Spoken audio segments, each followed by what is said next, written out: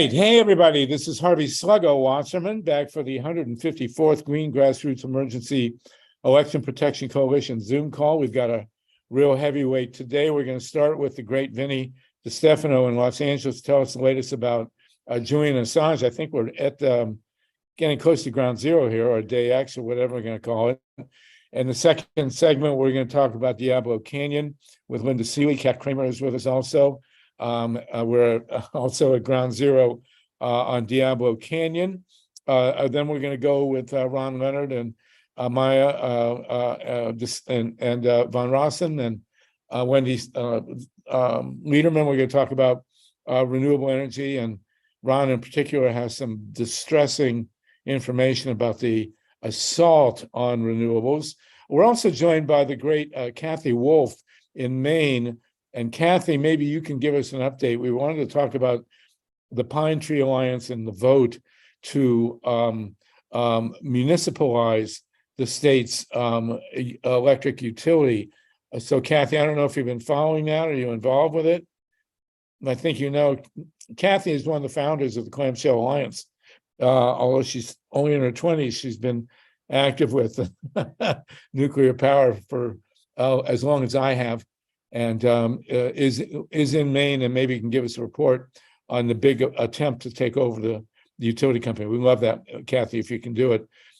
So let's start. And then the second hour, we're going to march into the swampland of the Israel-Pakistan. I say that all the time. The Israel-Palestinian catastrophe. And we're going to do a very special way of doing it. We're gonna do a full hour. Hi, Lissa Matross has joined us. We're gonna allot anyone who wants it 3 minutes.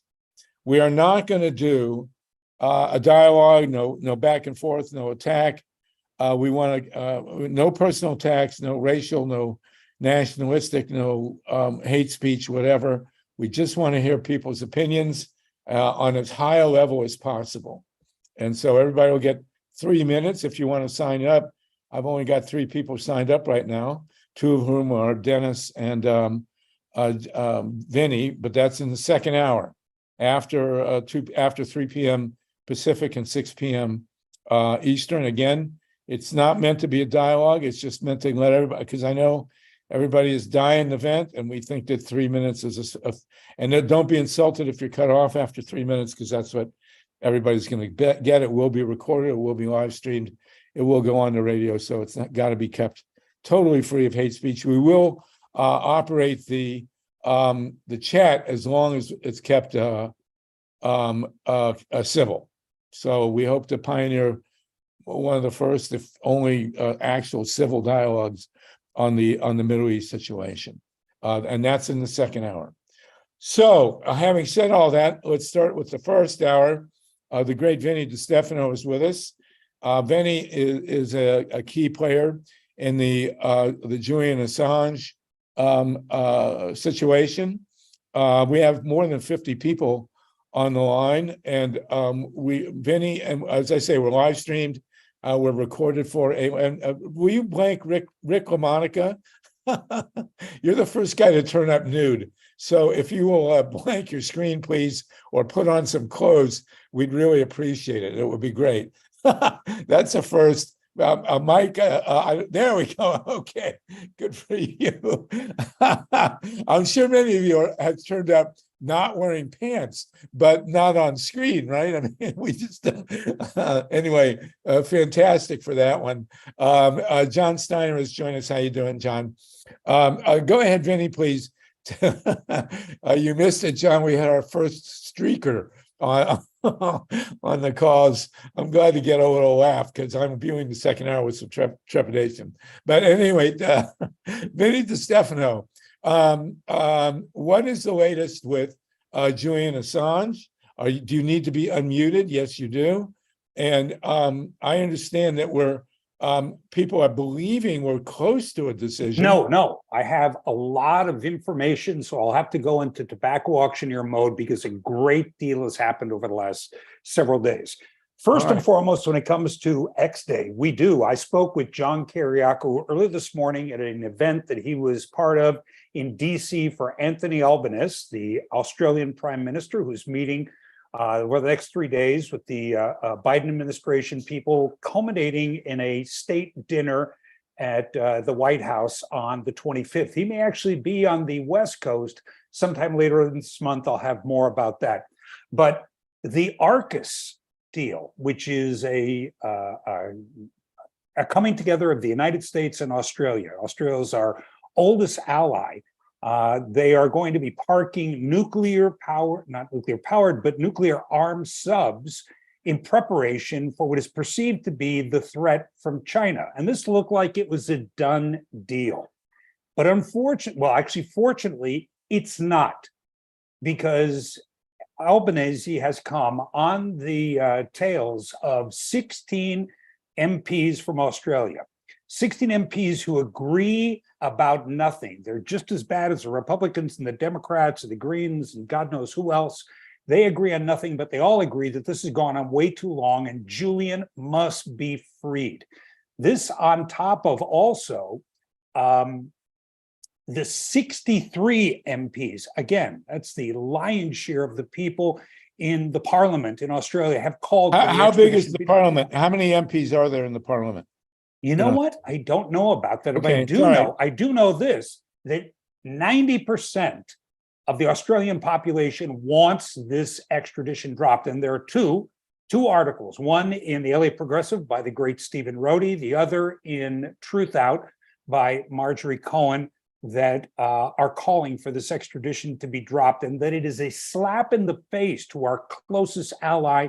They would hold someone in prison for simply being an honest journalist. Now, to go back to what John Kiriakou told me, I spoke to him at a protest in DC, and he said he was in Iceland over the weekend.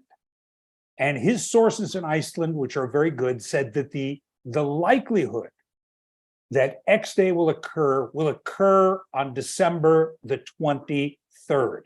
Now, that's an important date because it bumps right up against the holidays. And so it makes a great deal of sense. They'd like to shovel us into the corner, and they would want this to be get as little press as possible. And so it appears that X Day will be December the 23rd. I'll have more information on that as we move closer. Well, now, by X Day, you're calling it Extradition Day? Is that? No, that's an excellent question, and it confused all of us. X Day is the day that his extradition case, his appeal, will be heard. So I mean, be really clear about it. X Day in a British court. In a British court. Okay. Now, Assange defense, in association with DEA, Don't Extradite Assange in Europe, will be hosting on X Day a 48-hour webinar, which will be a combination of prominent talking heads and artists, comedians, musicians, actors, people from across the spectrum, who for the next 48 hours will be reaching out to the public to tell them why this case is of such epic importance to us all. Because if he is, at the risk of repeating myself, if he is convicted, that spells the end, not only of freedom of the press in the United States, but investigative journalism. We know it here and around the globe. And so what we're asking everyone to do, and I ask everyone to do here, call your congressmen, call your senators. When you're telling them to call for a ceasefire in Gaza, which you should do, and we'll talk about in the next hour, you should also ask them to sign. There is a letter by Jim McGovern, a rather conservative Democrat, who's a good friend of Stephen Donziger, a very good friend of the show, and Thomas Massey, a Republican. They've put together a bipartisan letter calling for the extradition to be dropped. And so we're asking people, phone all your congressmen. And although it's not in the Senate, call your senators as well and tell them that they should sign on this letter, or that they should have a letter of their own for the Senate drawn up to call for this extradition to be halted once and forever to protect our First Amendment. I'd like to point Vinnie, are the Australians asking that he be sent to Australia? He's being sent home, being freed and united with his family. Yes, they are. Okay. Now, the details of that in the beginning, I believe it was to serve the rest of his sentence, whatever that might be. he might, they brought up the proposition that, well, maybe they might encourage him to plead to a lesser offense. But you run into the problem. What would he plead to? Being a good journalist? Because he's broken no laws other than the Byzantine 1917 Espionage Act. And so we believe that a moment has occurred. This situation with the Australian Prime Minister culminating on the 25th with the state dinner is we want to have a full stop. Everyone to call their elected officials every single day and tell them they should drop this extradition. Each one of our elected officials swore an oath when they took office, not to defend the president, not to defend the country, but to defend the Constitution of the United States against enemies, both foreign and domestic. And the unfortunate thing, the biggest enemy to the First Amendment right now is the Biden administration. Why they're continuing with the Trump assault on freedom of the press is beyond me, but they are. And so it is incumbent upon all of us to let our elected officials know that if they want our votes coming up in November, they better drop the extradition, because that is what their job is, to protect our right to dissent, to protect our right to have information shared freely with the populace. And that is what Julian is being charged with, sharing documents. And again, I had a conversation with John Kiriakou about 9 months ago, and he pointed out to me something that's abundantly clear once he said it. Those documents that were released, they belong to the people, particularly when those documents are used to hide crimes, misdemeanor, and malfeasance by our elected officials, by our military officials. And that is the case with everything that Julian released. And I might add at this point, WikiLeaks in its entire lifespan never had to issue a retraction, because everything they printed is incredibly well vetted and redacted for safety of the individuals mentioned in there.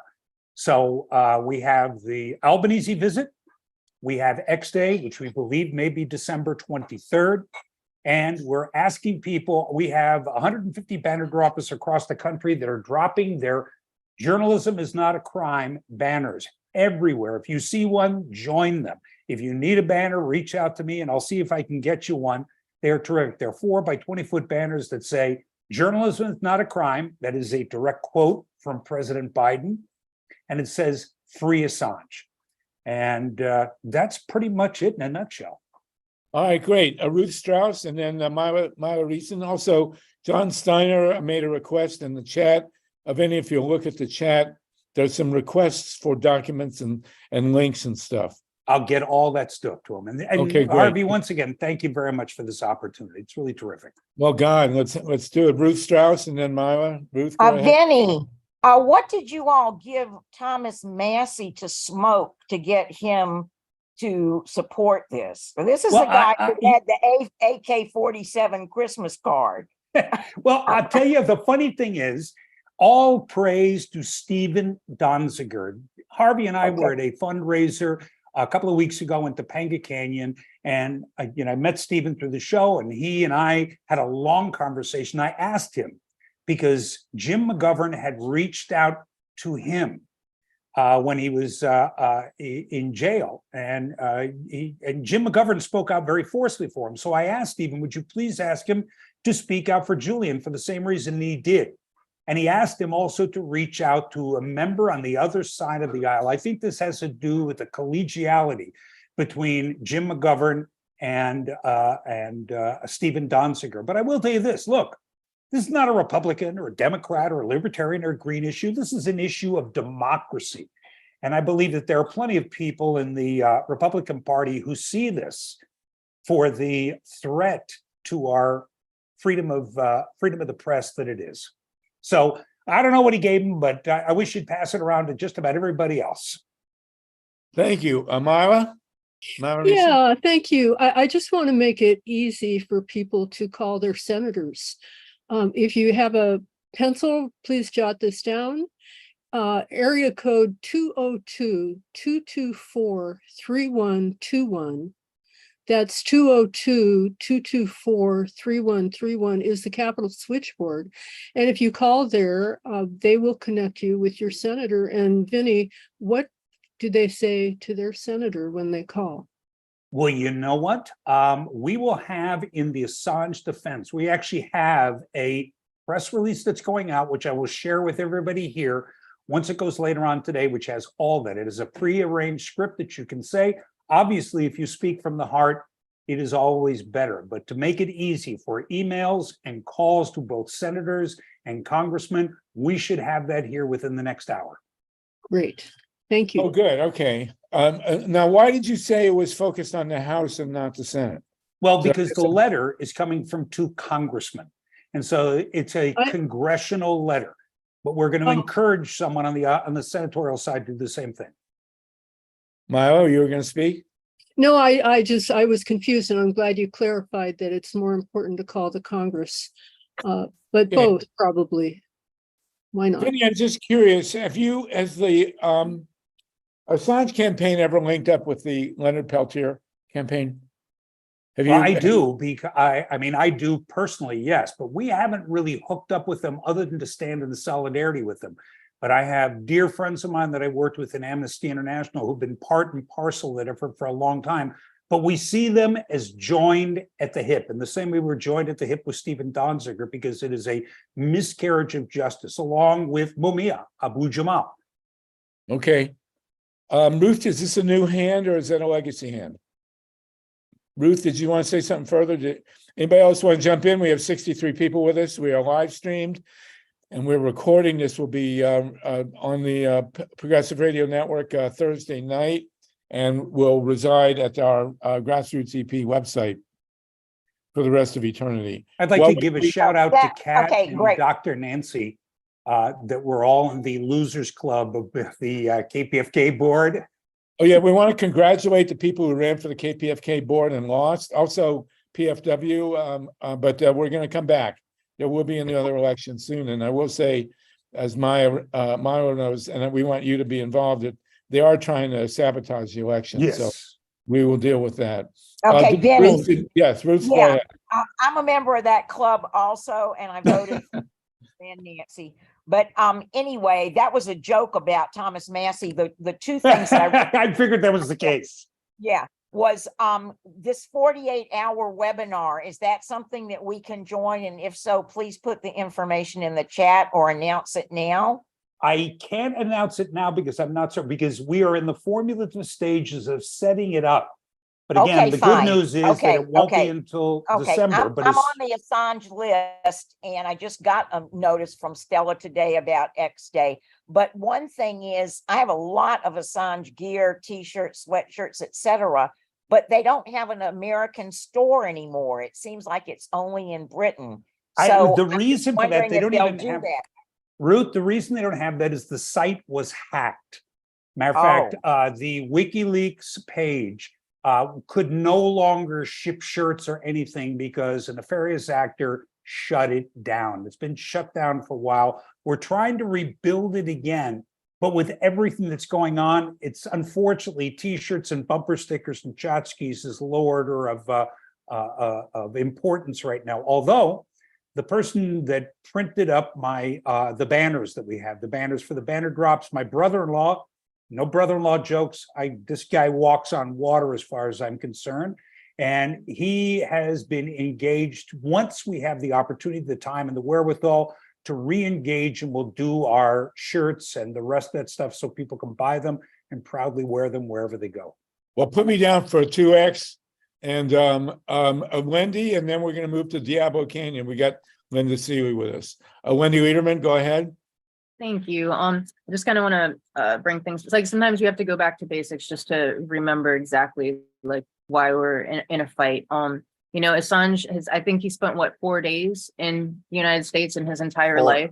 Yeah, less than a week, and he's being charged with treason for nothing he has alliance to other than the truth. I encourage everybody to watch the war log tapes. I will never forget the first time I saw them, where like innocent journalists and people were being mowed down like it was a game by some people hitting a button, you know, like with, I guess, like just insane brutality by our military. 175 years for publishing war crimes, which is what we'll be discussing later, which continue to happen in the world. So it's even more important now to bring these things to light, to hold power accountable, so just mass genocides don't continue to happen. If we had listened to him in the first place, how many lives would have been saved? Yet people are still some reason brainwashed that he put people's lives at risk, that, you know, like there's just still a lot of propaganda around what Julian did. And it's just really important to understand like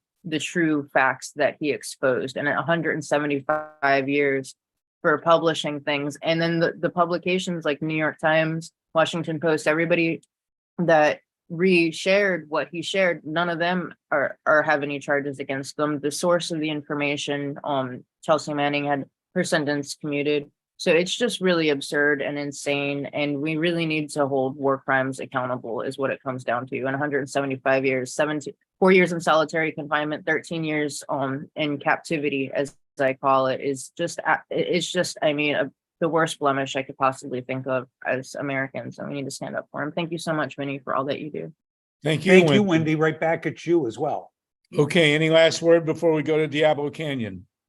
Free Assange. Free Assange. Okay, thank you so much. Thank you for everybody for that. We have 66 people with us, and we want to go now with LINDA SEELEY in Morro Bay. There is a front page article in the New York Times today with Gavin Newsom running for president, basically. Talks about Diablo Canyon, and it refers, and God, this, and I couldn't get in, they didn't have a letter section. It refers to nuclear power as carbon-free, as if that's part of the name nuclear power. And, you know, they never refer to solar energy as carbon-free, but, and there, it's talking about Diablo. It falsely claims that Diablo gives the state 9% of its electricity. I mean, it's just infuriating. Can you update us now on the situation at the Diablo Canyon nuclear plant in Central California? I was, by the way, on Ralph Nader's show over the weekend, and he asked me, why should anybody outside of California be concerned about Diablo Canyon? And I told him, as we all know, that if you were to design a spot for where a nuclear power plant could do the maximum damage to the continental United States, it would be exactly and precisely where Diablo Canyon is. If, God forbid, that plant goes off, all of the continental United States will be radioactive. I mean, there's just no, it's just right there, smack in the center of the California coast with prevailing winds from west to east. You know, it would just carpet the country, just like Chernobyl carpeted Europe. So, Linda, can you update us, please, on what the latest is with the Diablo Canyon nuclear plant? Sure. Thanks so much, Harvey. I heard you on Ralph Nader's show. You were great. Thanks for doing that. Yeah. There is so much to say about what's going on at Diablo Canyon. I guess I want to start with reminding everybody here, and I don't know how many of you already know this, that the reactor vessel of the Unit 1 reactor is very embrittled, meaning that if they had to shut it down quickly in an emergency and used cold water, which is what they use to shut nuclear plants down, that the thing has a very high chance of shattering like a glass, okay?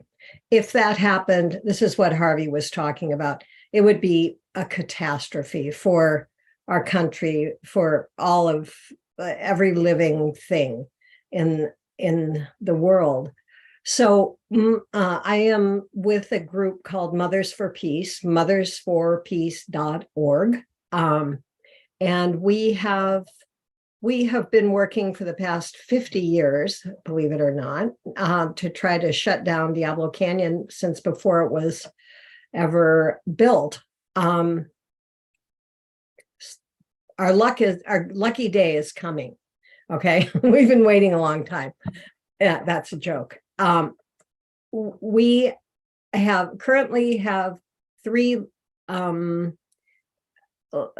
litigations in process. 2 of them, one of them is with the California Public Utilities Commission in order to keep Diablo Canyon running for another 5 years, which our would-be president Gavin Newsom ordered the state legislature to vote for a year ago, a little over a year ago, there are certain conditions that have to be met. One of the important conditions is that the California Energy Commission was charged with doing a straightforward analysis of how much renewable energy we have on hand, and can that replace the unrenewable or toxic energy from Diablo Canyon.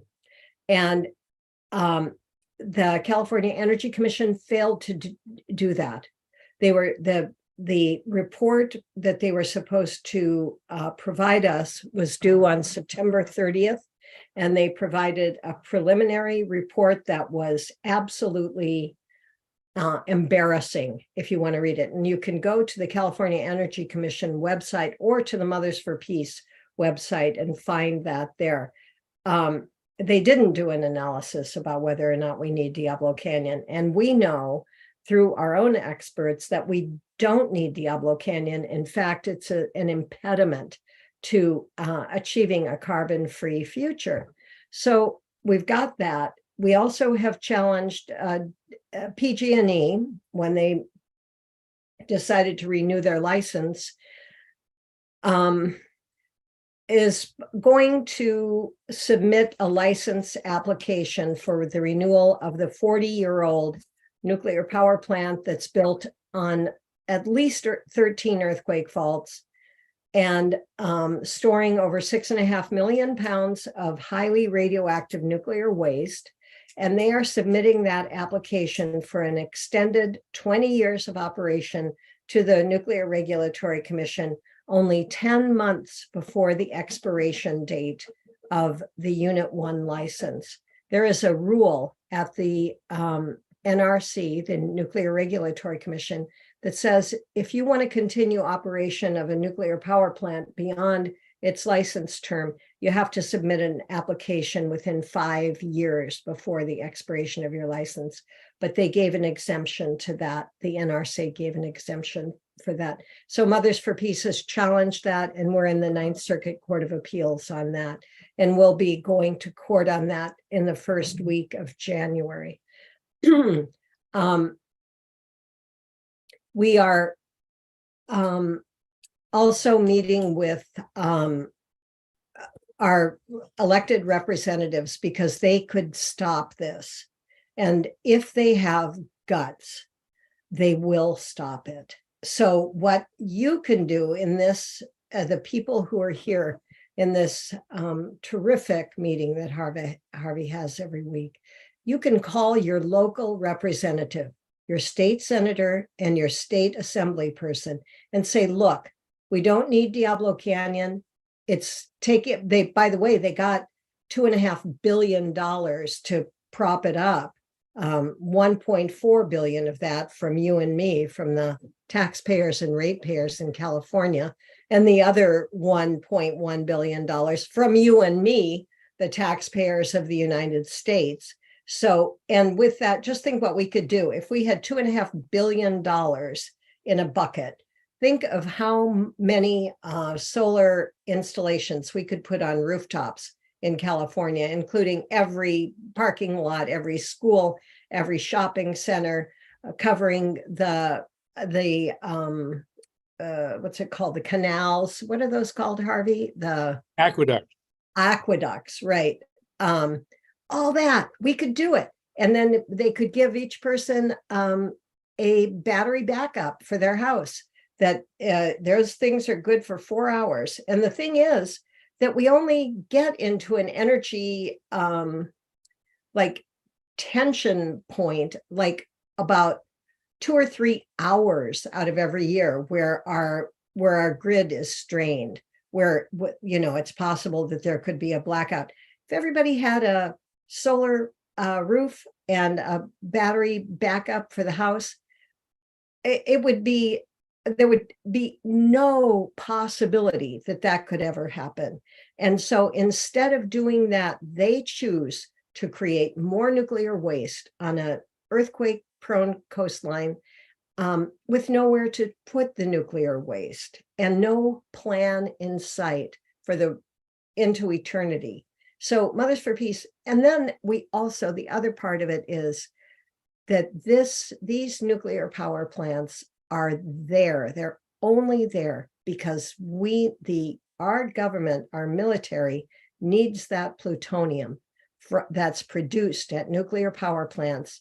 They need that to make our bombs and to revamp our whole new nuclear weapons arsenal.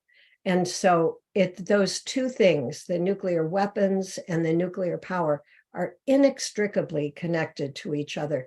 And one way to stop that is to stop these nuclear plants. And we can do, and the other one thing I want to say is that Diablo Canyon, you think, why does everybody care about Diablo Canyon? It's one lousy little nuclear power plant. There's a whole bunch of them. Because it's symbolic. Because to the pro-nuclear forces, there were more people arrested at Diablo Canyon over the years in trying to keep it from going online than there were in any other kind of civil disobedience in the history of this country. And it's a big deal. It's a big deal to us, but it's also a big deal to the pro-nuclear people. And they think if they can keep that running, it'll send a loud and clear message to those of us who don't want nuclear power. Sorry. Well, I want to point out that Linda and I were among the 10,000 people arrested at Diablo Canyon. I spent 3 nights in the San Luis Obispo County Jail, which I highly recommend. I tell people if you're driving from LA to San Francisco and you run out of money and need a place to stay, just go get arrested at the nuke and they'll put you up for a few nights in the jail. It's a nice place. But peanut butter and jelly. We want to emphasize that this is a critical moment in Diablo Canyon fight because they are shut. Unit 1 is shut for refueling right now. All reactors have to shut every year and a half or so. It takes about 50 days to refuel. And we do have precedent at Yankee Row in Western Massachusetts in 1971 or 2. They shut for refueling. Well, actually, they got hit by lightning, but they were also shut. And the Nuclear Regulatory Commission demanded that they test for embrittlement, which is a key issue. They couldn't do it or wouldn't do it, and Yankee Row never reopened. So we have the same lawyer from back then. Diane Curran was the lawyer then. She's the lawyer now. Anybody who can do anything, go to mothersforpeace.org, mothersforpeace.org, and send in donations and whatever else you can do. We really appreciate it. Connie, I know if you got your hand up, I do want to very quickly, well, go ahead, Connie, and then we're going to go to Cathy Wolfff. So Cathy, be ready to tell us, please, about Maine. Connie Klein in Cleveland, did you want to say something to us? Yeah. Can you hear me? Yeah. Hi, Linda. I am always so impressed when you're able to summarize 50 years of fighting this. As you may or may not know, Perry also, the Perry nuclear power plant also got an exemption to the 5-year NRC rule to apply for license renewal. I have 2 quick questions. Well, we're in the process now of trying to fight that 20-year extension. Well, you should connect with Diane Curran and Linda. I want to point out before we miss it, unlike Diablo Canyon, which technically has not been hit by an earthquake, even though it's surrounded by earthquake faults, the Perry nuclear plant on Lake Erie in Ohio has been hit twice. Many more times than twice. The biggest one was 5 on the Richter scale. But right. I do have 2 hopefully quick questions for Linda. I really would love to talk to you on the phone, but I will connect you. Go ahead. Yeah, okay. Or by email would be fine too. Right now I'm okay, but go ahead. Go ahead. 2 questions. The money, the 2.5 billion, I don't know if you know this, was it from the Inflation Reduction Act, from that Bipartisan Infrastructure Act, or both? Yeah. 1.1 from the feds and 1.4 from the state. Okay. And how far in the process, or has the process started for applying for the 20-year extension? Are they rolling that into the with the 5-year?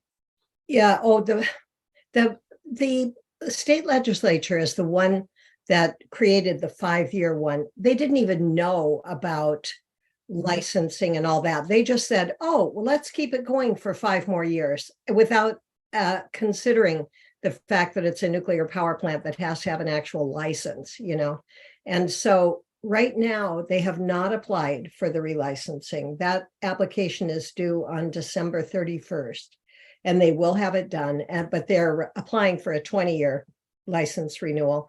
And just as easily as the state legislature gave a 5-year extension, they would easily go ahead and give 20. Connie, you and Linda need to talk directly Absolutely, I and would be love to. in connection with Diane Curran. This is one of the things we do on these calls. This is a very important connection. Linda and Connie are both great activists. I've had the pleasure working with both of you, one in Ohio. And Linda, by the way, Connie is from Peninsula.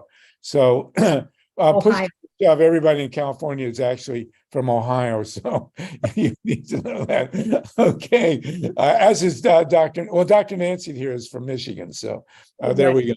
So please be in touch, the two of you. I got to move this along. I do want to introduce CATHY Wolfff. Cathy, are you there? Cathy and I also go way back in New Hampshire. Cathy now lives in Maine. Cathy, there's a bill on the, well, tell us about this Pine Tree Alliance and what's going on. And then I want to ask a question of Ron Leonard. But go ahead, Cathy, what's going on in Maine? You need to unmute, or I need to unmute you. There we go. Where'd you go? Yeah. You're putting me on the spot, Sluggo. I'm not totally on top of the whole issue. I sort of watched it from afar. I haven't been involved in it. But basically, it's a referendum question coming up this November that says, do we want to have a public statewide electric utility instead of 2 companies owning the distribution of electricity privately, Central Maine Power and Versant, both of which are owned by, one by a company in Spain, CMP, called Iberdrola, and the other, Versant, is owned by a company in Calgary, Canada. God, wait a minute. The 2 utilities in Maine are owned by companies in Spain and Canada?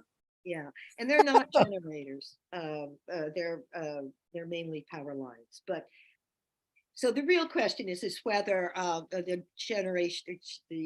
distribution of electricity should be controlled by a public entity or by a large corporations which are making profit, lots of profit.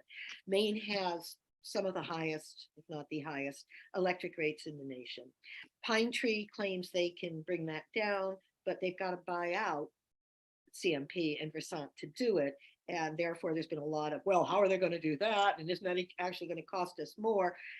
The governor sides against the referendum question, and everybody loves Janet Mills, but she's been wrong on Indigenous rights too, as well as this one. The companies, though, these are the kind of flyers that are coming in our mail against the referendum question constantly, 1 or 2 a week.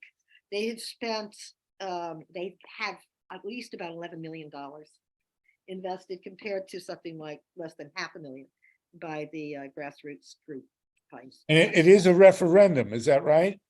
It's a referendum question. I don't think it's 60%. I think it's a 50% referendum. It probably is not going to pass. But I sort of see it as like a first step. And what I would love to see personally is a push for local utilities, public utilities. Small towns. Well, this would be a big deal. I hope you're wrong. I hope it does pass, for God's sakes. Yeah. Is there anyone else here of you 60 whatever people who could be more explanatory on this than me? Because no, you did fine. We've talked about it before. We have, and also about referenda, which is a big deal. But we do have great organizers that we could connect the group there with. So there you go, Justin LeBlanc. Someone asked me what is the name of the plant in Ohio that's been hit by earthquakes? It's Perry, Perry. It's about 35 miles east of Cleveland, right on the lake. And it did get hit in the 1986, or was it 7? I think it was 86, exactly within 3 days of the time that the Challenger blew up. It was out, you know, I debated somebody from the utility near Perry, I think it was in Madison, the night that the Challenger blew up, and then within hours, Perry was hit by an earthquake. It was outrageous. Anyway, Justin, and then Rick LaMonica, please. And Maya has joined us. Okay, go ahead. Justin and Rick, go ahead. So this was mentioned on a previous call that the Rancho Seco plant in Sacramento was successfully shut down by a public referendum. Yeah, that was June of 1989. Yes, and that was because it was a publicly owned plant. Right. There are companies, or I should say, public agencies that have used their rights to buy out plants to make them public, and the methodology usually is through a entity called a community choice aggregator, but you can also form a municipal utility through a franchise agreement with your city as well. So on a related note, there are some laws going up for a referendum on the money question that Cathy just raised, of the millions on one side versus the hundreds of thousands on the other side.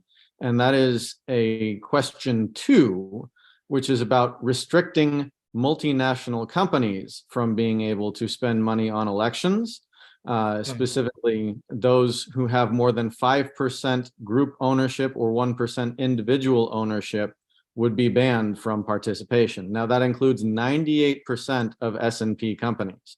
And so it would put the voice back in the realm of the people, not so much of the corporations. A third is worth mentioning here is that as far as trying to advocate for citizen power, there are entities, Grassroots, that are going out to do that. One of them I found out about during summertime this year was Netroots Nation has a segment that is specifically on public power agencies as the future of the Green New Deal. Thank you. Thank you for that, Justin. Very apropos and on target. It's Iberdrola, by the way, Cathy. That's the name of the Spanish utility, Iberdrola. They actually own very big wind farms and do solar as well. But, you know, this is ridiculous here. Rick LaMonica, and then I want to ask a question of Ron Leonard, and then Maya von Rossum is with us. Go ahead, Rick. Rick, you go. I grew up pretty close, like 50 miles from Erie, and my guess is 25 miles from Cleveland. It's getting damn close to Erie. I don't know which side of the state border that is. The Perry nuclear plant is in between Cleveland and Erie, but and pretty much halfway. Oh, okay. It's still and it could Ohio. It's still in Ohio, yes, unless the earthquake moves it to New York or Pennsylvania, and it could wipe out the entire Great Lakes. Very easy. It's a very big nuclear plant, and it's been there since the 80s. It's about the same age as Diablo Canyon, Perry. It's a single reactor. When the earthquake hit Perry in 1986, the governor of Ohio, Dick Celeste, who was a good liberal, this is how bad the law is on nuclear power. He took the Perry nuclear plant to court. It had not yet been opened, thank God. And he asked the owner of the Perry nuclear plant to please delay opening until they could check to see the impact that the earthquake would have on evacuation. Because all nuclear plants are required to have a workable evacuation plan. And the utility told Dick Celeste to take a hike, and he went to the federal court in Cincinnati, and the federal court in Cincinnati said they could open without a study of the impact of the earthquake on evacuation. So the state proceeded to do the study anyway, even though the reactor ignored them. And the study came back, surprise, surprise, and said, there's no way in hell that you can evacuate the peri-nuclear plant or the environs with in an earthquake. And they still open, and that was it. Thank you for that question. I want to ask Ron Leonard, who looks like he's getting some sun. Yeah. Linda raised the question of how many solar arrays could be bought if we took the $2.5 billion that Newsom is putting into Diablo. How much solar will $2.5 billion buy, Ron Leonard? Well, you could easily instantly double the amount of solar roofs in California in one fell swoop, which would be from 1.5 million solar roofs to 3 million solar roofs. The 1.5 million solar roofs probably produce more than, I'd say, 13% as a round number of California's power comes from rooftop solar systems.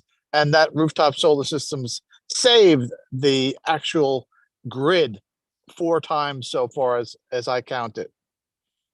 It's unbelievable. And more, by the way, just for the record, more electricity is supplied to the state of California by rooftop solar than by Diablo by a long shot.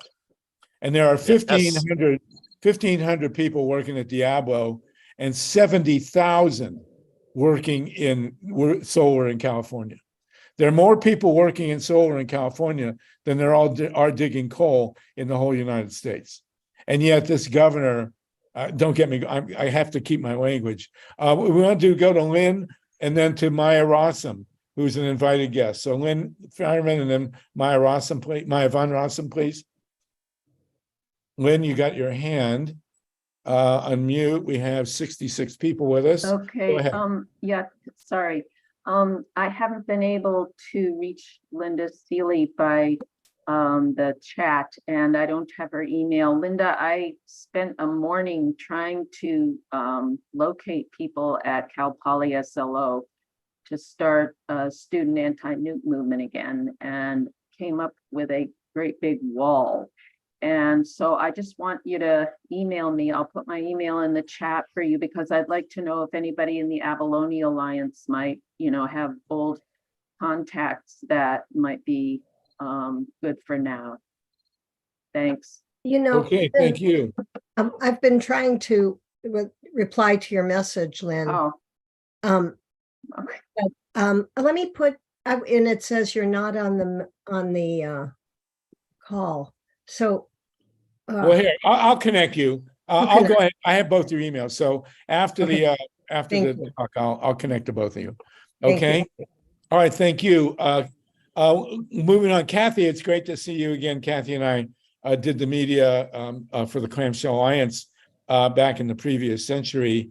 But Kathy at the big one went and got arrested. And the other 3, we had a 4-person committee and 3 of them got arrested. And I was sitting in a farmhouse talking to all the media in the world. I really missed you then, Kathy, believe me. Okay, I still do. Okay, with Maya von Rossum now. We have 11 minutes, Maya, and you are the godmother of the Green Amendments movement, and we need your wisdom on how to use the Green Amendment tool to fight these nuclear plants. So go ahead, and to promote solar. So go ahead, please.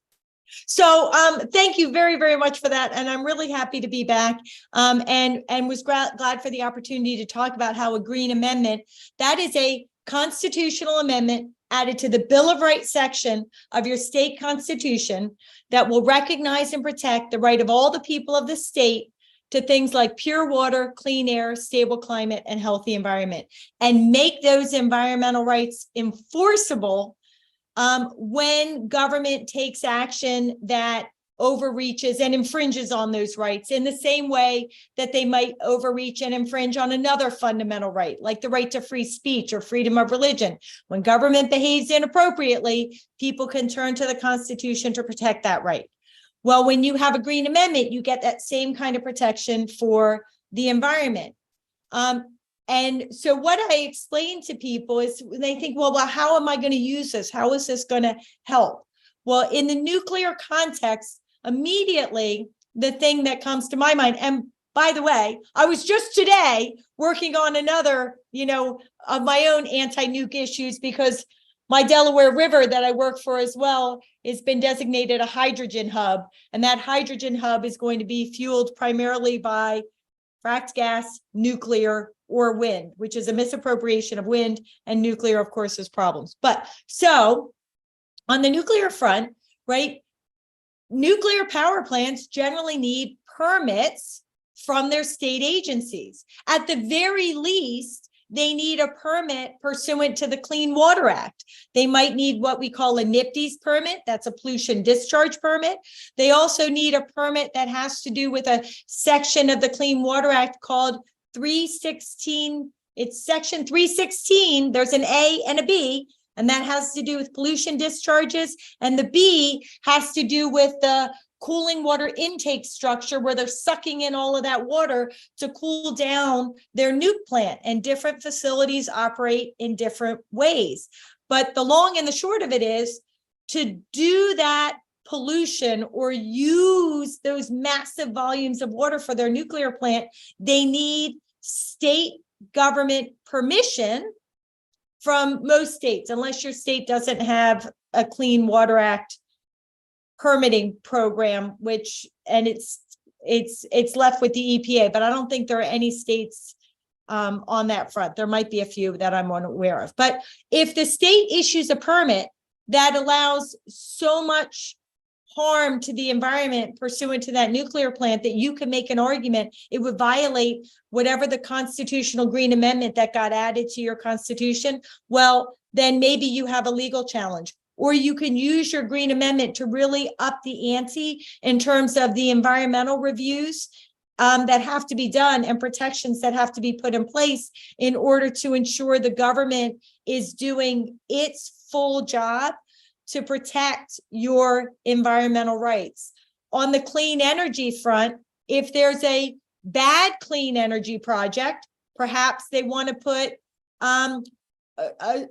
they want to cut down a forest to build a solar array along a river. Well, then your Green Amendment might be able to be used to say, hey, that is the wrong place for this clean energy project. So that's not really a good project. And you might be able to use your Green Amendment to redirect that project to a good project. Yep. Or you might have a good clean energy project that you want to advance. And you can say, look, the government has a duty to protect my right to a safe climate, my right to healthy environments. In order to fulfill that obligation, you need to do more rooftop solar. You need to do more of this kind of progressive clean energy. So Maya, you're obviously a great campaigner. And in the short term, it would be really good, I think, if you could connect with the people in Maine, the Pine Tree Alliance, to apply your incredible organizing skills to this referendum. And also, of course, there are tremendous conflicts in California over the permits at Diablo Canyon, which the state is just violating left and right.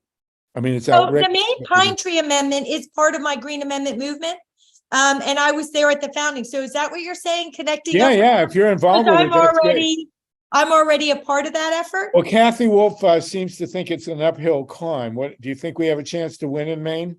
I think we absolutely have a chance to win in Maine. Look, a constitutional amendment is a higher hurdle than just any old law.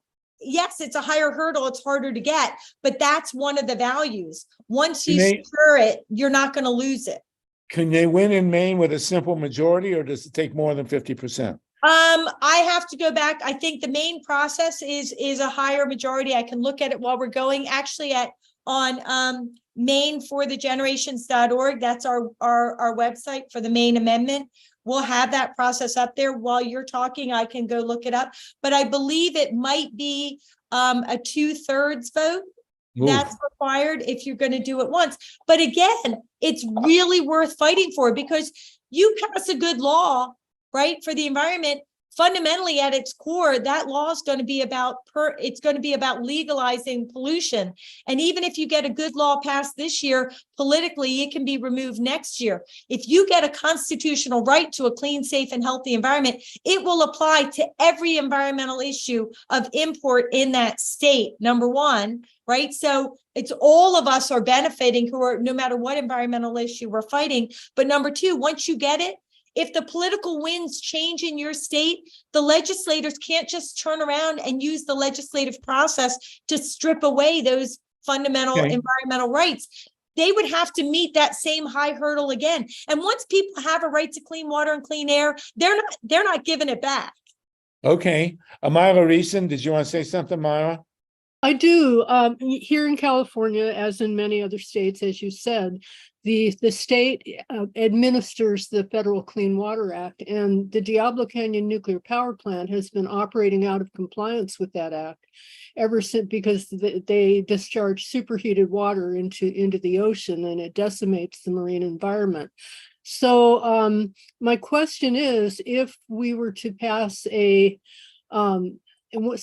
amendment here in California, how would that work?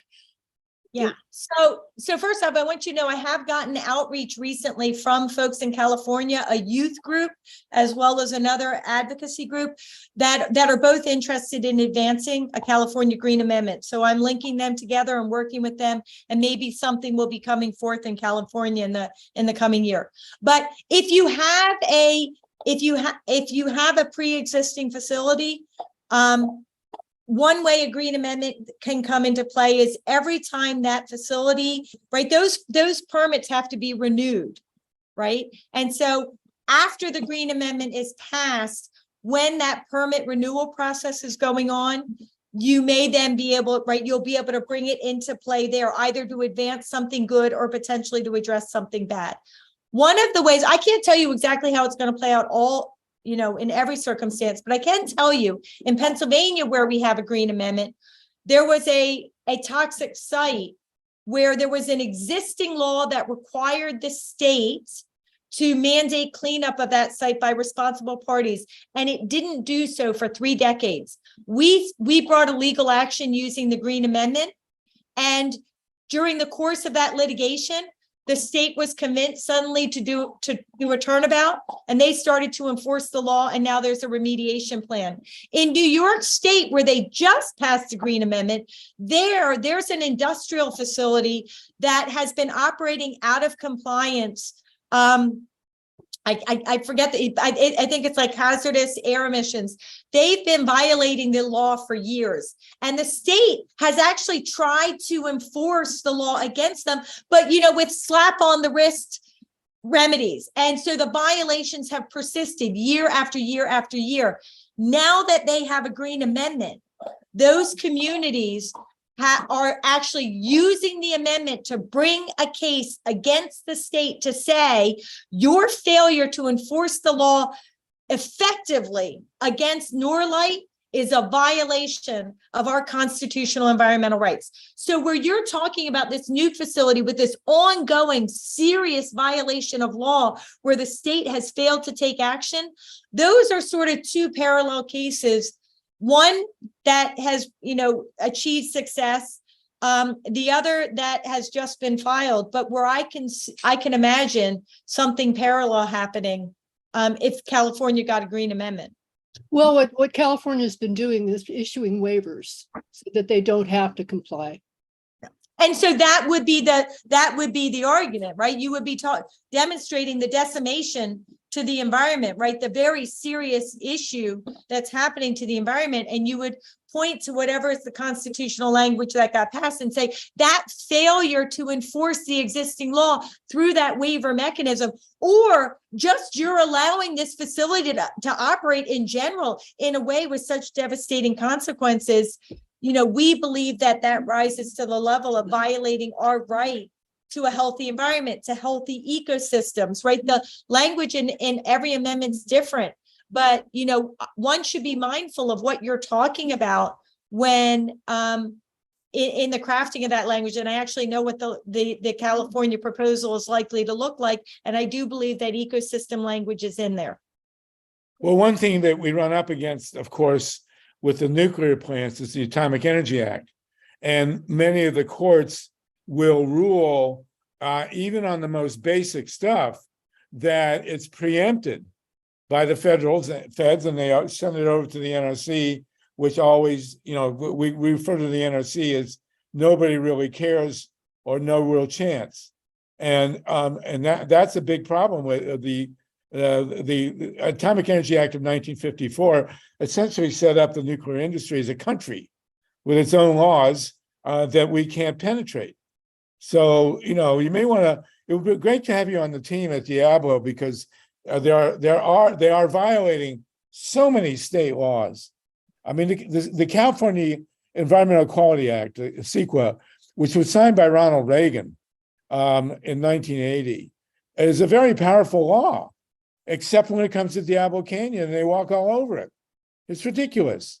I mean, it's in a sense, CEQA is almost the equivalent of a constitutional amendment. So you may want to. No, it's definitely not. It really is. You're talking about state legislation that does require heightened review, but that is very different than having a fundamental constitutional entitlement to a clean, safe, and healthy environment where the power is in the hands of the people. So I thought anything signed by Ronald, but it's not going to be the same as having a constitutional entitlement.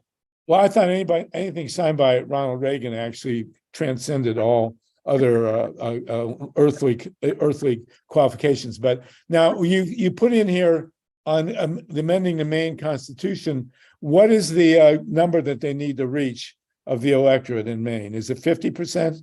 Is it 60%? Yeah, so I pulled up the information sheet, so I'll look at it. So there are a couple of pathways. So it has to be 2/3. Oh my God. The referendum has to get 2/3? 2/3 concurrent vote. Kathy, shake your head. Let's get this, we'll get that cleared up. I think it is 2/3 for a constitutional amendment, but question 3 is not seeking a constitutional amendment. Yeah. Is my Oh, okay. understanding. All right. Question 3 is only seeking to establish a statewide organization that would run the public utilities. Yeah, that's Okay. dramatically different. And, and again, the legislative path is a different pathway. The constitutional pathway is always harder, but in the end, it's up to the people to decide, right? It goes 2/3 vote of each of the houses of the legislature goes before the people, but that means that in the final analysis, if anybody tried to strip it away, the people would have to agree to that, and they're just not going to. Okay, so we are at 3:00 now, Eastern Pacific time, 6. Maya, it's always great to have you on. Really interesting. Kathy, I hope you'll come back and join us, because this is in November. It's coming soon. We need to reinforce this vote. I got to tell you, Kathy was absolutely, she was the only professional journalist we had. She worked for the AP before she came into the Clamshell Alliance. And as I can recall, the only one that did not drop acid on our call while we were doing all the radio interviews. So anyway, so keep with us. Sluggo, real Mike quick. Hersh, yes, Mike, go ahead, please. Mike Hersh. I just wanted to mention that Progressive Democrats of America is championing what we're calling the 21st Century Economic Bill of Rights.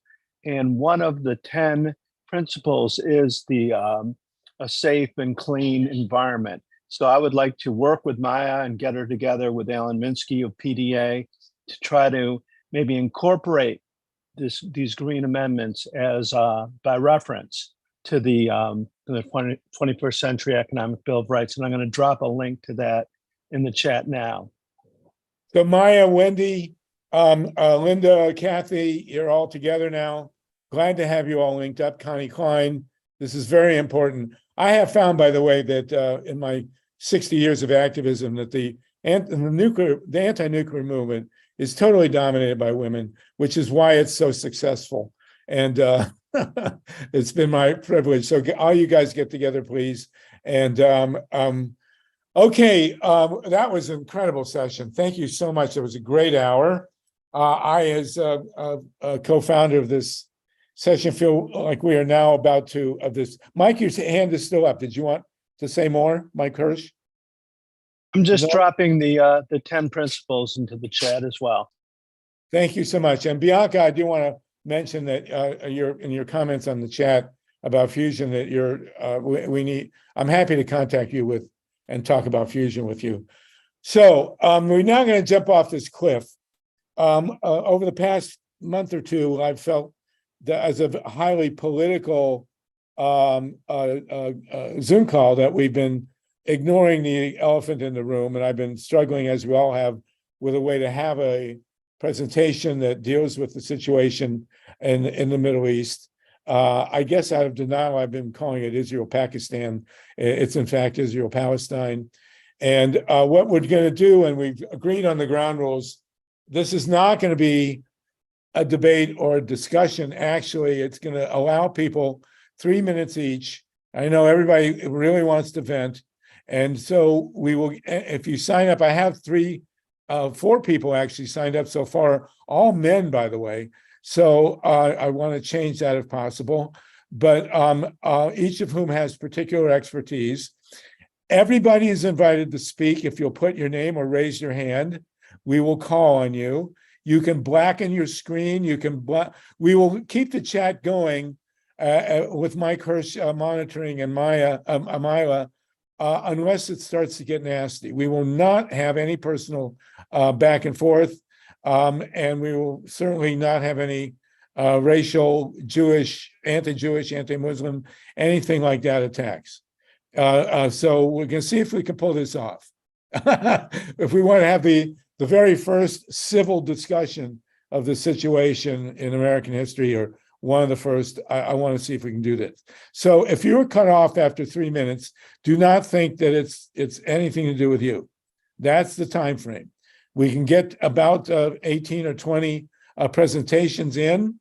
You'll speak your 3 minutes. You can put in what you want into the chat as long as it's civil, and we can make sense of it. Okay?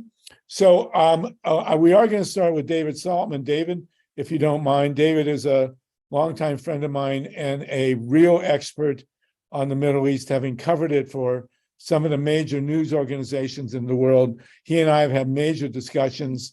And again, your point of view is your point of view. Whatever you want to say, we have the 4-letter word ban, and we want to keep this civil. But I know Dave has a deep academic background and he wants to talk about a treaty that none of us have ever heard of. So Dave, you got 3 minutes. I lay it on your shoulders to start us off. Okay. Lissa, also from the University of Michigan, has a hand. So we'll go to Lissa next. If Hi, that's Lissa. Long time no see. So first of all, I'd like a show of hands, and not the electronic hands. Just raise your hands, because I know this is a super intelligent group, highly educated, really aware, politically aware. I want to know how many people in this group have heard of or know something about the Treaty of San Remo. Raise your hand, please. I'm seeing 0 hands. Anybody see a hand? Okay. So Harvey has asked me to give a 2-minute or 3-minute summary of the origin of the 2-state solution. And the reason, I don't know why we've never heard of the Treaty of San Remo, but I can assure you that millions are in the same boat as you, including some very well-known historians who completely ignore this treaty. So the Treaty of San Remo was, and everyone's going to their phone, I can see, what the hell is that damn treaty? The Treaty of San Remo took place in 1920, and it was part of the overall peace negotiations ending World War I. We're not talking about the 1948 stuff. We're talking about long before this. And of course, the signatories of this treaty were the winners of the war against Turkey. This was the particular part that eventually became part of the Treaty of Sèvres and the Treaty of Versailles, ending the war with Germany and the Turkish Empire. And it specifically referred to what should happen to the Arab countries. And it was the origin of the British Mandate in Palestine, the very first use of the word Palestine for a large territory since Roman times. So the Treaty of San Remo established the principle of a homeland a national, this is the exact wording, a national homeland for the Jewish people that did not prejudice the rights of existing populations. And this, the exact language of the famous Balfour Declaration was actually incorporated into the Treaty of San Remo. 30 And- seconds. How many? 30 seconds, Dave. 30 seconds left? Yeah. Okay, so I'm here to tell you, this established the what became the state of Israel, and on the Arab state, known first as Transjordan and then known as Jordan. The two-state solution was first proposed in 1920 and was passed unanimously by the League of Nations. It was passed unanimously by the signatories. It has never been repudiated. It is still in force, and it was ratified unanimously by the US Senate. That is all. Thank you, Dave. If you'll put the name of that in the chat, that'd be wonderful. Sure. Much appreciated. I'm going to try and go alternate genders. Lissa Matross, you had your hand, then Vinnie, then Dorothy, then Dennis, then Wendy, and then David, and then Lynn. So Lissa, please. Thank you. And thank you, David, for that information. Like many people, Jews and non-Jews, I've found these past 2 weeks just so painful, and I grieve for all the families in the Middle East. My family all left Europe around 1900. They were chased out, and my great-grandfather at one point fetched up in Liverpool as a butcher in the same country where Jews had not been allowed to live for 400 years. My younger daughter had a physicist boyfriend who tried to explain Schrodinger's cat to me. And I think of that as how I'm feeling, that inside this one box are all these emotions, and that none of, it's just not resolving, and I just feel great pain. The other night, Thursday night, a young Asian Canadian pianist who's only 18, who had just won the Rubinstein piano competition, opened a performance at Carnegie Hall and unannounced played Hatikva. And I just burst out crying. I have not a deep Jewish learning background, but it's a culture that I'm very wound up in. And I worked for many years in Chinatown and never in San Francisco, and nobody was ever quite clear what I was. I mean, some people thought I was a gypsy. Jews are not widely understood as a people. And so the last thing I'll say 1 minute. I was in Chicago over the weekend, and I brought my 2-year-old granddaughter to the cemetery on a Saturday. Being such a good Jew, I didn't realize it would be closed, and I wanted to show her her grandparent and great-grandparents' graves. And so we stood at the edge of the cemetery, and she was throwing stones to land on the gravestones. And there was something very full circle about that for me, that culturally is how I feel Jewish. And I don't see a solution, and what David was talking about seemed, possible. The New York Times and other papers are now saying this might be a solution, but it's just an endless pain. And Time. That's it. Thank you, Lissa. Thank you so much. Vinnie, then Dorothy, then Dennis, then Wendy. Thank you, Lissa. Thank you, David. Vinnie, you with us, bro? I am with you, but I didn't have my hand raised, my friend. Well, you're next. You were on the line. If you don't want to be, I was just looking at, while we were speaking here and listening to others, of the picture of bombed out Gaza. And I'm reminded of a quote that comes from about the time that David was talking about.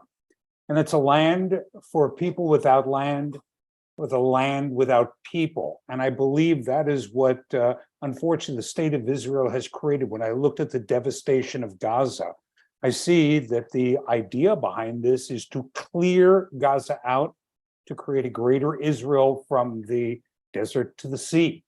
And as depressing as that is, I would say that I'm buoyed by a protest that I went to this Saturday in downtown Los Angeles. Getting people out to protest in downtown Los Angeles is iffy at best, but there were tens of thousands of people that filled the street from Pershing Square down to 10th Street, curb to curb. And what happened? Go ahead again. You got muted, Vinnie. yeah, There you go. the fact that it was a incredibly peaceful protest of people simply calling for the simple rights. And I would add one other thing to that. If you have not seen Roger Waters' statement of the situation in Gaza, and he calls for, and I agree with him this, a one-state solution based on a simple predicate: equality for all people. And if we work for equality for all people, that may mean equality for Jews, equality for Arabs, equality for Christians, equality for Muslims, and a world with equality for all is not a fantasy. It is something that could happen. Well, as my mother used to say, from your lips to God's ears. I'll try. Okay, thank you so much, Vinnie. I really appreciate it. I hope I didn't impose on you. I thought you wanted to speak early. Dorothy Reich, are you ready, Dorothy? And then Dennis Bernstein. Dorothy Reich, you're unmuted. And thank you, Mike Hersh, for keeping the time. I appreciate that. I was just looking up the Nathan Thrall article, A Day in the Life of Shalom. I forget his last name, but I'll get that for you. And I sent out the Roger Waters piece this morning to my list. So if you're on my list, you'll get it. So I kind of had an epiphany years ago. I had a lot of Middle Eastern people working for me, young people in my office, Egyptian, Jewish, Persian, and they all spoke the same. They all had the same expressions. They ate the same food. They got along really well. And so it occurred to me that, as usual, the problems in Israel were caused when the Northern Europeans showed up. And before that, I think that the Jews and the Arabs lived in mostly peacefully together. They might have had their differences, but I realized that this is not the way it was. And this is, again, caused by our Northern European wars and sending people to Israel to get them out of Europe in 1948. And what's happened to the Palestinians, and if you talk to Israelis, they will tell you there is no such thing as Palestine. Oh, okay, cool. I've had that told to me many, many times. There is no such thing as Palestine. It's a made up country. There is no such thing. And so therefore there's no such thing as Palestinians. They're just Arabs. And the hate is unreal. And I don't even know where to start. How they thought that they could treat the Palestinians this way for so many years with their feet on their necks and not have something horrible happen, mowing the grass, bombing Gaza every 3 or 4 years for sport to test out new American weapons. It's appalling. So a one-day rampage by some members of Hamas, and now look what we have. The Gaza is leveled. I don't know, it's 5,000 or 6,000 people are dead now. 2,000 children. They're about to run out of power for the incubators for the newborn children, who are all born underweight and in trouble because the Israelis have been controlling the amount of food that gets into Gaza and keeping the 30 calorie count. seconds. So I don't know where to go from this. I have a lot of Israeli friends. We have Israeli clients that we work with, and I'm heartbroken for them, but and I'm heartbroken for the Palestinians who shouldn't have to have done this. They shouldn't need to do this. We need a one-state solution. Even Peter Beinart has come around to knowing that there has to be a one-state solution, everybody equal, everybody together, everybody loving each other. That's what we need, and this is not going to stand. Thank you, Dorothy. Very, very moving. Much appreciated. Dennis, did you want to go now? Dennis Bernstein? Dennis Bernstein, can we unmute you? We don't want to. Okay, Dennis, we're good. 3 minutes, please. Go ahead, Dennis. Wait. We can't hear you. Dennis, I've got... Me on mute. There you go. You're good. You're good. Okay. Thank you. And thank everybody so far who said those things, some truth about what's happening on the ground. This is a story that's one, by the way, in terms of the first, I've seen Palestine lots. If you do research and you go back to the New York Times and you check their bylines from 1948, it's Palestine, not Israel. So that's where you could see the word Palestine at least once in the context of geography. But now it's Israel. I lost a very close friend in this struggle. Her name is Rachel Corrie. I hope some of you have heard of Rachel Corrie. I was speaking on the phone with her about 20 years ago in March, where she was standing near an Israeli military bulldozer that was knocking over houses, and she was standing between the bulldozer and the house, and she said she had to go. We were supposed to do an interview in an hour. Of course, I never had a chance to do that interview because she was run over by the bulldozer, but I really want to remember Rachel Corrie as I cry myself to sleep every night, because she gave her life for the struggle for there to be a place for Palestinians to live safely, be free, one person, one vote. I'm still waiting. Right now, it seems like a Palestinian state of mind. I would love the New York Times to draw me a map of what the two-state solution looks like right now. I did interview Francis Boyle, attorney who represented the Palestinians in all the two-state solution negotiations.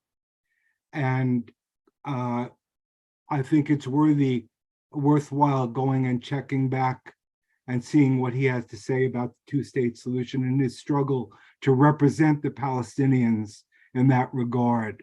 It's incredibly important that we understand structurally what's going on here. 30 seconds.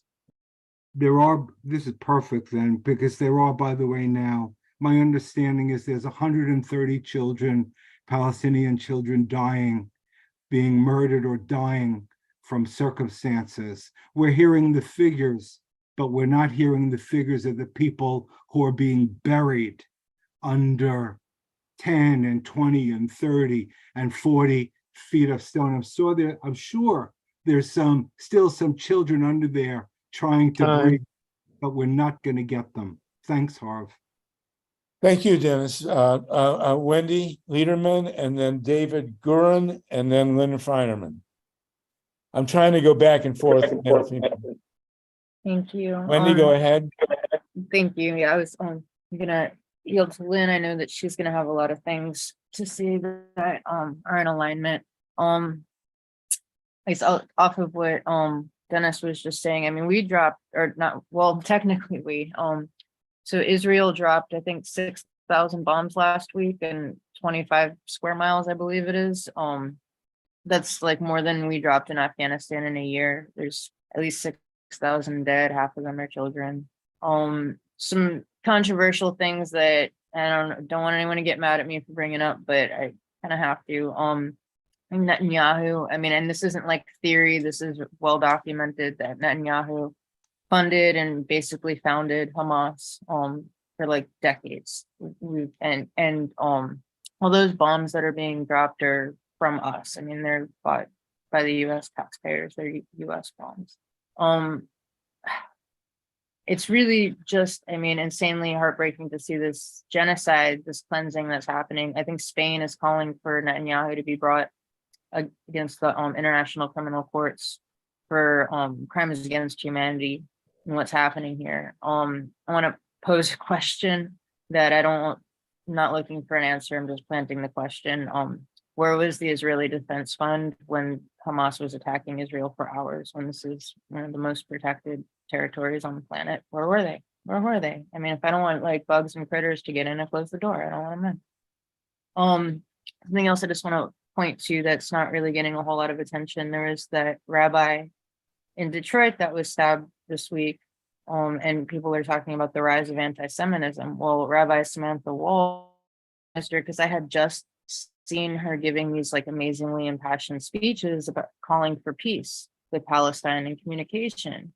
And she was killed in her home at 6:30 in the morning with like no sign of forced entry. Her flag, her Israeli flag wasn't desecrated at all.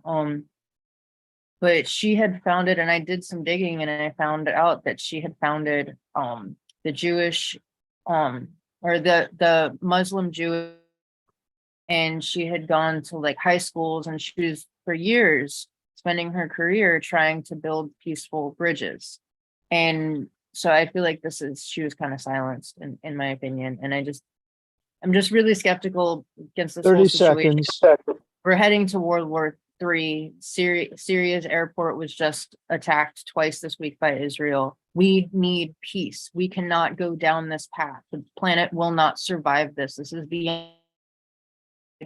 We need to find peace and negotiations and have the people rise above these governments, these small minorities of psychopaths that are destroying humanity. This has to end. We need to come together and find a way out. Thank you. Thank you, David Gurin and Lynn. I have no other guy to go after Lynn to Ruth. So if anyone wants to jump in, there are spaces. LYNN FEINERMAN, thank you, Wendy. Oh, and I'm sorry, Dave Gurin, and then LYNN FEINERMAN. Go ahead, Dave. Well, I don't see. Are you muted?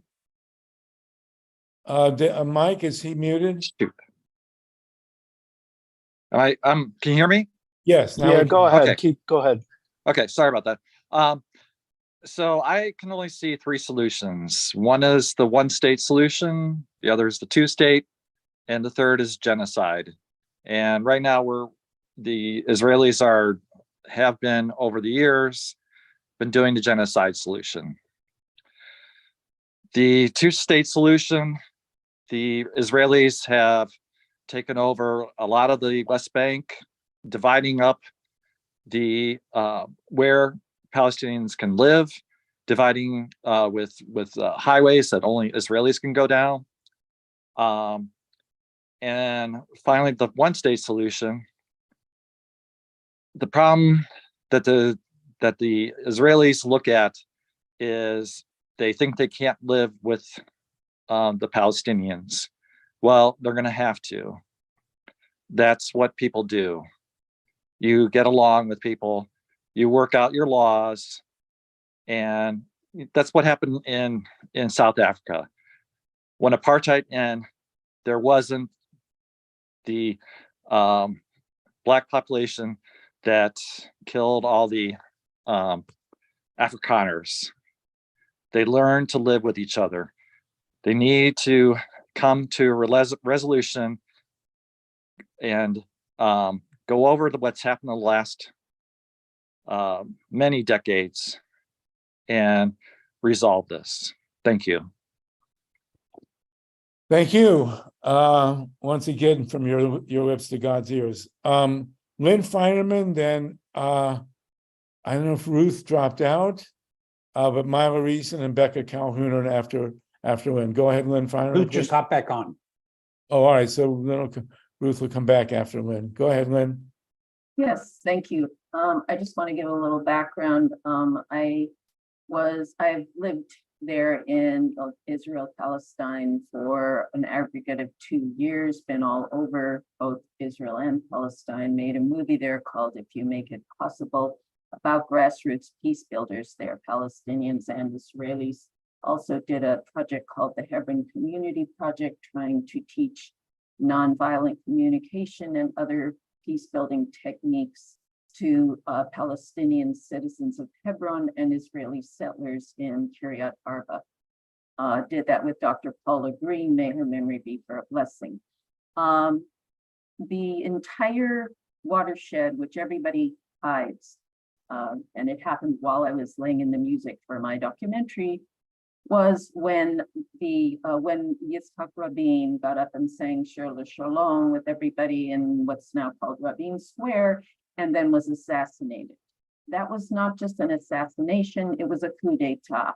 It was Benjamin Netanyahu was behind it all the way. He drove the knitted kippah religious settlers to a frenzy. They had posters up all over the place of Rabin in a keffiyeh, which was supposed to be, a terrible, terrible thing. And since then, that coup d'etat has been supported mightily by the US. I just want to point out that Benjamin Netanyahu could get away with that because he was backed by the US, and the US has done that in Honduras, from Honduras to Hungary and round back again. The United States is supporting pretty much every coup d'etat, fomenting coup d'etats, giving the arms and armaments for the coup d'etat. What I really believe we have to do is that we really need a gigantic general strike against the military-industrial complex in the United States, which is fomenting so much of the violence around this planet. And I guess that follows Wendy, in a sense, because Wendy's saying we have to rise up and do something about this. 30 seconds. I guess, I could give more history. She mentioned that Netanyahu has been funding Hamas all along in order to destabilize Mahmoud Abbas's Palestinian Authority. We have enough history, we know this. We need to pay attention to it, and we need to understand the role of the United States in all of these coups d'etat, including the one that Netanyahu did against Yitzhak Rabin and against the will of the Israeli people. Thank you. Thank you, LYNN. Mike, you're saying people are complaining against you in the chat. I don't know why anybody would take issue with Mike Hersh in this. Please don't use the chat to attack him. He's doing the timekeeping right now, and that's it. So, Mike, thank you for your work on this, and please ignore anybody's. I don't know why anybody would have an issue in the chat. Thank you. I have 3 women now: Ruth Strauss, MYLA RESON, and Becca Calhoun. Ruth, 3 minutes, please.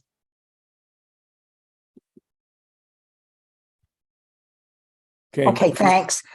First of all, Dennis, I remember Rachel Corrie very much, and I'm sorry, but the brutality of Israelis is just unbelievable that they could mow her down, and she was standing, in plain sight in the middle of the road. I've seen that clip. Anyway, what I wanted to say, and I'm sure everybody in this Zoom has seen this, but I want to recall it to you for people who are, really anti-Palestinian. I think it must have been 15 or 20 years ago, DOROTHY REIK, organized something for PDSMM and it was the showing of Occupation 101.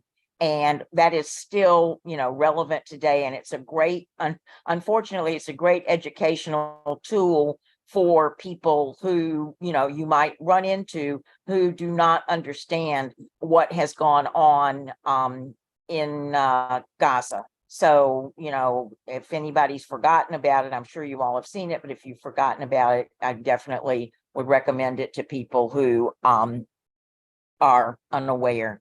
And finally, it's just ironic to me that the Israelis are calling, Palestinians. I think it's Hamas animals, but I think it may generalize to Palestinians, and they have reduced them to that. They are fighting over pieces of bread. That is just heartbreaking.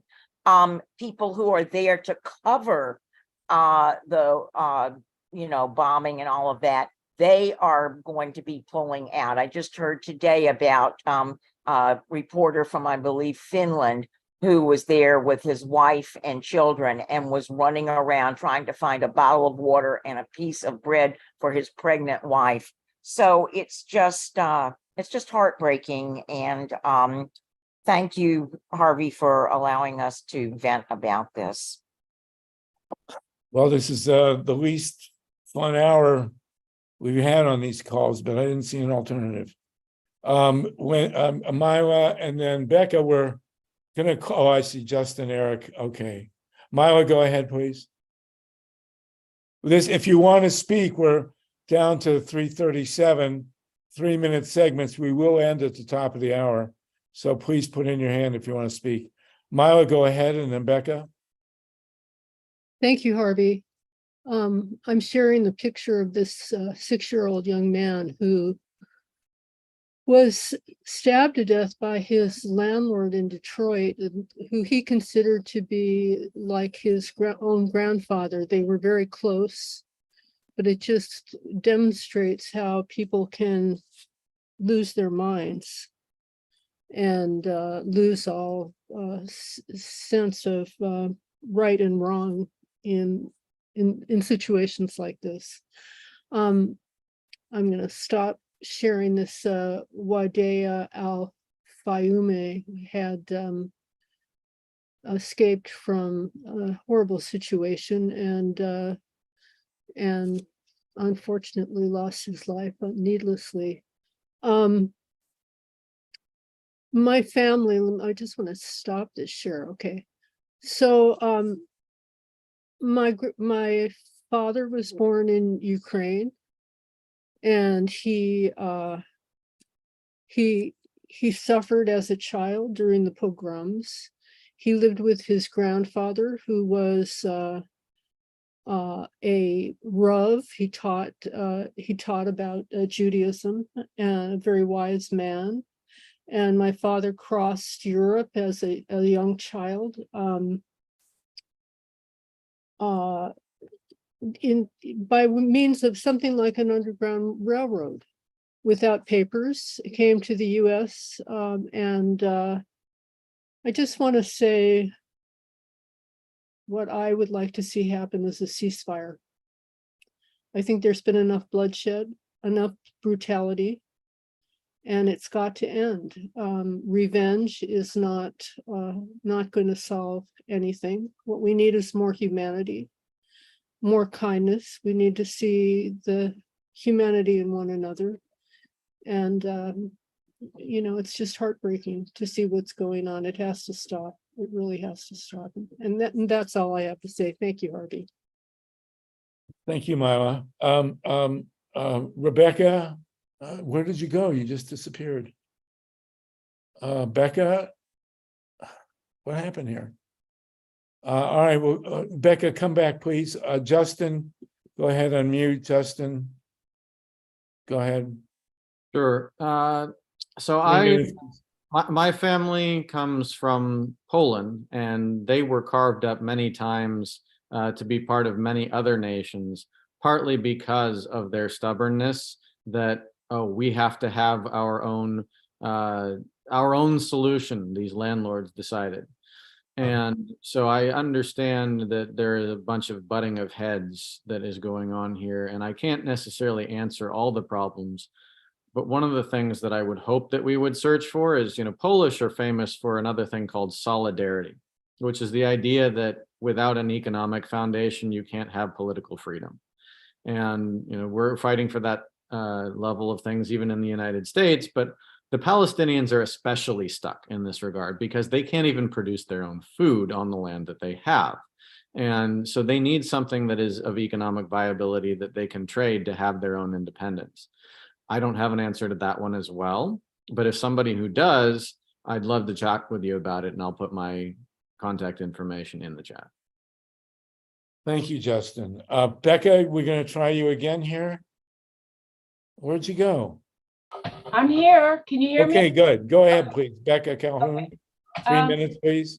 Yeah, I've probably, like everybody here, been so upset since October 7th. Sometimes I can hardly sleep at night. Each atrocity just kind of rips you out, starting with the people who were kidnapped and murdered in their homes, and then rolling on to the disproportionate response. I grew up in a Jewish neighborhood. I'm not Jewish, but I grew up loving Israel until about the 80s, when I started to find out, there was a flip side. And then I studied and I realized it was a very difficult situation. I'm now a member of Jewish Voice for Peace, because that's one of the ways I thought I can still be mindful of my Jewish friends and neighbors. Some of them have relatives in Israel, and yet still work for a peaceful solution, because there's a cycle. Like, there can be a ceasefire, and I'm surely praying there'll be one, but it won't end the cycle of violence. There has to be a peace, a solution. And there might have been at different times, but there wasn't enough political will, I think, on the side of Israel. But we're in America. Israel could not exist without the US government. We have a lot of power in this situation if our government will listen to us, that we want serious peace. We fund Israel to a great amount of money. We give them political cover. The weapons that are being dropped right now, a lot, maybe not all of them, I don't know, are American made. So we have the power to turn this around. That's it. Thank you, Becca. Thank you. Eric, Linda, and Mike. Is that all right? Mike, you good with this? Thank you for keeping. Yeah, I'm trying to order a few extra arms online so I can keep up with everything, but yeah, everything's going great, Sluggo. Thank you so much. All right, thank you. Eric, Linda, and then Mike, if you want to speak your 3 minutes, that would be a good time for you. Go ahead, Eric, and then Linda, please. Hey, I know that I don't know much about this controversy, and I know for sure that I'm not qualified to have an opinion about a lot of questions. 1 state, 2 states, something like that. The idea of taking one entire session of this meeting and having someone who's passionately for a 1-state solution, someone who's passionately for a 2-state solution, but who's clearly way smarter than I am about this, maybe 2, 3 different perspectives, but people who really like written books about it or something, like, because it seems to me I'm listening to a lot of people who are not to this meeting. Like, outside this meeting, I've been listening to a lot of people who clearly don't know more than I do and have very strong opinions with basically no knowledge. It's pretty obvious. So yeah, it would be refreshing to actually get real education from people who spend their lives studying it. Thanks so much. I'm Eric. All right, thank you, Eric. Linda Seeley, and then Mike, I'll give you, if you want, your 3 minutes, and then Betty Kisselov, and we're at 3:44. So go ahead, Linda Seeley, please. Thanks, Harvey. I just want to say one thing, which is I think we need to look at this through the lens of who's getting rich doing this. That it's like so many people are being sacrificed for the purpose of destruction. In that destruction, the stock market has gone up, and the munitions company and the war companies, all of the, Raytheon and Lockheed Martin, et cetera, et cetera, et cetera. The same people that fuel our war machine are benefiting from this war in Israel and Palestine and Gaza. And there's no, I don't know. We need a ceasefire. I think the people of the US have to rise up. We're the ones who are funding it, along with Iran, I think. That it's just like using human beings as sacrificial lambs for the purpose of enriching somebody's pocketbook and keeping us at odds with each other. All people want is to be safe, to have food, to take care of their kids, to be warm, to have friends, to have community. That's all anybody wants. And the people who are suffering have no power. So, I think that we just are going to have to rise up against our government and, demand a ceasefire. And I don't, just like the last person said, I don't know enough about it to be able to have a 30 seconds. That's all. I'm just going to, and I just want to thank you, Linda. I want to add a quote from Dr. Benjamin Spock in his book on baby and child care. He told women who just had children that you know more than you think you know. And I'm not a believer in expert opinions. I mean, I am to a certain extent, but I'm a believer in what comes from your heart, Eric and Linda and everybody else is of equal value. So don't think don't know enough to have an opinion on this, for God's sakes. Mike, did you want to speak your piece, Mike Hersh? Yeah, thank you, Sluggo. And I deeply appreciate all the views that people have expressed just now. We're all entitled to our opinion. We all have morality and ethics. We're all very well-informed people in various fields, and we all have wisdom to bring to bear. And I think that one thing we all agree on is that the killing has got to stop immediately, and then the talking needs to begin to move towards a resolution. And I'd like to share in the chat a link to a congressional resolution that Congresswoman Rashida Tlaib, who is herself a Palestinian, has brought forth in Congress. And you can click on this link and you can help support her effort to educate her colleagues in Congress who have a long way to go to understanding and feeling compassion for the Palestinian people who had their nation stolen away from them. So please, if you would go into the chat and click on that link to support the congressional resolution for a ceasefire. There's more information at that link, but we really need everybody we can on that. If you can copy that link and share it with all your friends on social media, email, however you need to get it out there, because we need a groundswell. We need the American people to tell the US Congress that we will not have this done in our name, that the fighting needs to end and the peacemaking needs to begin. And again, thank you, Sluggo, for doing this. Thank you for all the participants who've been incredibly thoughtful, respectful, and kind, because that's how we're going to get to peace. And I think that this is just a great example of how people can come together and speak rationally and respectfully. So thank you, everybody. Thank you, Sluggo. Thank you. Thank you. So we have It's now 3:50 California time. We have Betty Kisilov. We have room for two more.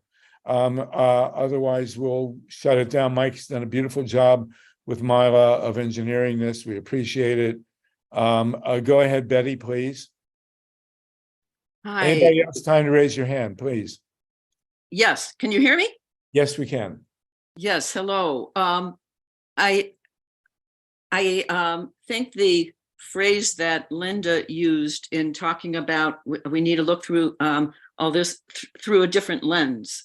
And I think ultimately, both Israel, the Palestinians, and everyone on this planet has to look through the lens of, for example, in the state of, in the Middle East, Israel says the land belongs to us, the Palestinians say the land belongs to us, when ultimately we all belong to the land. And until we start acknowledging that, which science is telling us, we're planetary beings, until we start acting like them, like who we really are, instead of the story that goes back certainly to the beginnings of patriarchy, which I think now is, everything is hitting the fan from that, that ultimately we have to start behaving like the planetary beings we are and realize we belong to the land. We are of the land and of this planet. And I just like everybody on this call to imagine if we really took that to heart and started behaving out like that. Imagine what our lives, what this planet, what every being on it could look like. Thank you, Betty. And just one a quote Please. that one of my favorite quotes from David Suzuki, the Canadian scientist and environmentalist: how you imagine the world determines how you live in it. Thank you. Thank you, Betty. Much appreciated. Really great. Robert Desmarais? Yes. At the end of World War II, MacArthur obliged the Japanese to give up their belief that the emperor was divine. Both the Palestinians and the Israelis need to give up their belief that God gave that land to them, because I believe God has never given any land to any group of people.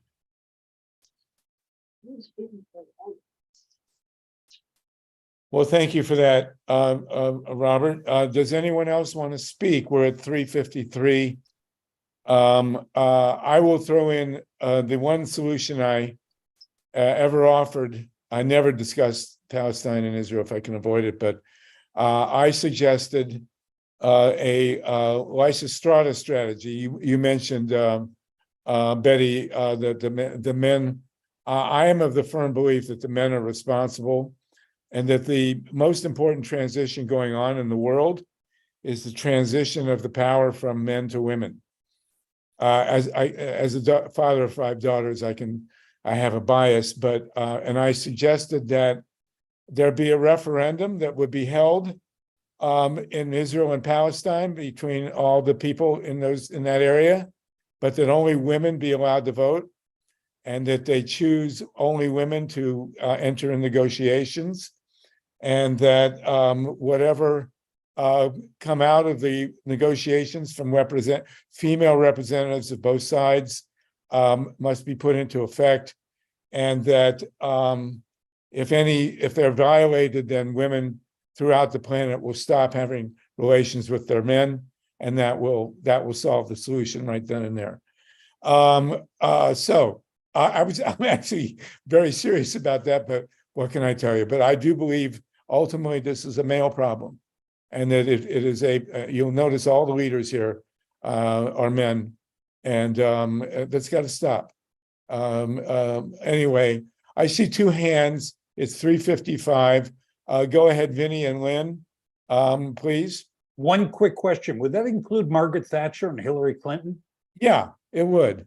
But it would also include Angela Merkel and the former prime minister of, but this would be only Israelis and Palestinians, and only women could vote. Well, Harvey, from your lips to dog's ears. There you go. Well, anyway, okay, Lynn, go ahead. I don't want to get in trouble. I just wanted to make a response to Robert Desmarais, who said that he thought that Creator didn't give any land to anybody on a permanent basis.